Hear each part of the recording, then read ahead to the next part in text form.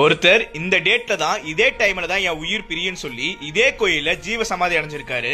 இந்த கோயில் வேற எங்கேயும் இல்ல, நம்ம சேரிகராயன் பாளையத்தில் அமைஞ்சிருக்க பாலமுருகன் கோயில் இருக்கு இல்லையா, அதுதான். இந்த கோயில்ல நீங்க என்ன வேண்டுதல் வச்சாலும் அந்த வேண்டுதல் கண்டிப்பா நிறைவேறும்னு சொல்றாங்க. உதாரணத்துக்கு உங்க தொழில் ரொம்ப நஷ்டமா போயிட்டு இருக்கு, இந்த முருகத்தை வந்து ஒரு வேண்டுதல் வச்சுட்டு போனீங்கன்னா உங்க தொழில் அமோகமா நடக்கும்னு சொல்றாங்க.